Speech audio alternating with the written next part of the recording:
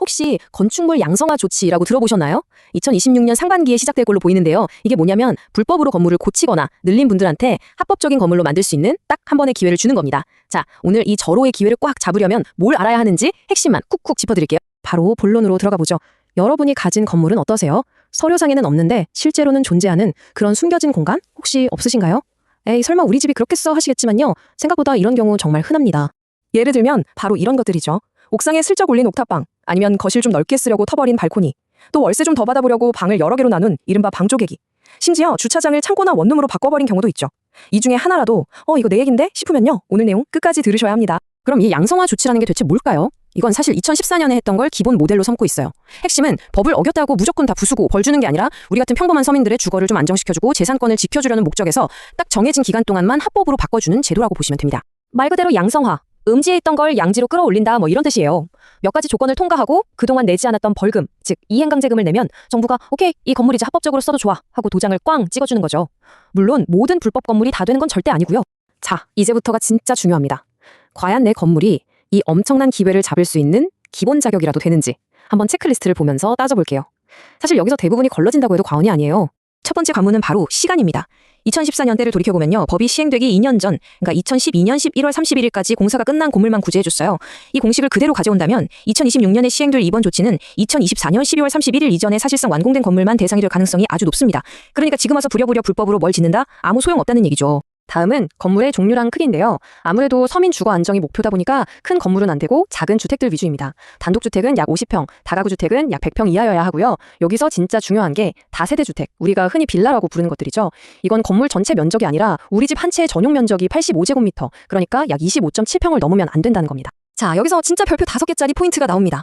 방금 말씀드린 이 면적 기준 있죠? 이게 원래 허가받은 합법적인 면적이 아니에요. 불법으로 늘린 옥탑방, 서비스로 확장한 발코니 면적까지 싹 다 더한 총 면적 기준입니다.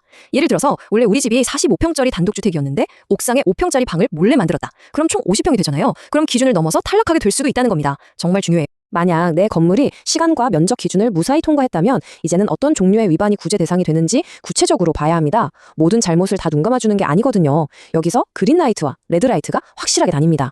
바로 이 슬라이드가 핵심입니다. 왼쪽에 그린라이트를 한번 보세요. 옥탑방을 만들거나 방을 쪼개거나 아니면 옆 건물하고 너무 가깝게 지어서 햇빛을 가리는 문제 같은 순수하게 건축법을 어긴 것들은 양성화가 될 가능성이 꽤 높습니다. 근데 오른쪽 레드라이트처럼 건물의 근본적인 문제를 건드렸다? 이건 안 봐줍니다. 레드라이트 중에 가장 대표적인 게 바로 이 무단 용도 변경입니다. 특히 요즘 문제되는 근생 빌라 있죠. 원래는 가게나 사무실, 즉 상가로 허가받은 공간인데 이걸 주거용 원룸으로 불법 개조한 거예요. 이런 경우는 이번 양성화 조치의 혜택을 받을 수가 없습니다.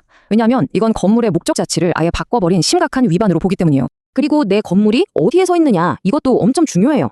흔히 말하는 그린벨트나 군사보호구역 또는 재개발이나 재건축이 예정된 정비구역 안에 있는 위반 건물은 원칙적으로 양성화가 안 됩니다. 다만 한 가지 예외는 있을 수 있어요. 내 건물이 지어지고 난 한참 뒤에 그 지역이 그린벨트로 묶였다면 구제받을 가능성도 있으니 이건 꼭 확인해 보셔야 합니다. 자, 지금까지 말씀드린 체크리스트를 다 통과하셨나요? 그렇다면 이제 실제로 어떤 과정을 거쳐야 합법적인 건물이 되는지 구체적인 실행 계획을 한번 알아보겠습니다. 이게 생각보다 간단하지 않으니까 잘 따라오셔야 해요. 절차는 크게 5단계로 나눌 수 있습니다. 우선 이건 개인이 혼자 할 수 있는 게 아니에요. 반드시 건축사를 선임해서 지금 건물 상태를 정확하게 측량하고 도면을 다시 그려야 합니다. 이 서류 뭉치를 구청에 내면 전문가들로 구성된 건축위원회가 안전에 문제가 없는지 등을 꼼꼼히 심사해요. 여기서 통과하면 그동안 안 냈던 벌금을 1년 안에 모두 내야 합니다. 이 모든 걸 다 끝내야만 비로소 합법적인 건물로 인정받고 깨끗한 건축물 대장을 받을 수 있게 되는 거죠. 모든 관문을 다 통과해서 이제 합법화가 코앞이라고 해도요, 여기서 끝이 아닙니다. 양성화를 최종 결정하기 전에 반드시 알아야 할 어쩌면 돈보다 더 중요한 숨겨진 위험들이 있거든요. 이 부분이 정말 치명적일 수 있습니다. 예를 들어 볼게요. 3층짜리 다가구 주택 옥상에 불법으로 방을 하나 만들어서 4층이 됐다고 칩시다. 건축법상으로는 양성화가 가능할 수 있어요. 근데 세법의 관점에서 보면 이건 더 이상 다가구 주택이 아니라 여러 집이 사는 다세대 주택, 즉 공동주택이 될 수 있습니다. 이게 무슨 말이냐면 1주택자 혜택은 다 날아가고 다주택자로 취급돼서 나중에 집할 때 양도세 폭탄을 맞을 수도 있다는 뜻입니다. 그리고 또 하나 꼭 기억하셔야 할 게 있습니다. 정부가 이 건물 써도 좋다고 허가해 준 게 모든 문제를 해결해주는 만능기는 아니라는 거예요. 만약 내 건물이 옆집 땅을 살짝 침범했거나 옆집에 햇빛을 가리고 있다면 어떨까요? 이웃은 여전히 피해를 보상하라면서 민사소송을 걸 수 있습니다. 양성화는 어디까지나 행정적인 구제일 뿐 개인 간의 다툼까지 해결해주진 않아요. 자, 오늘 설명의 마지막 질문입니다.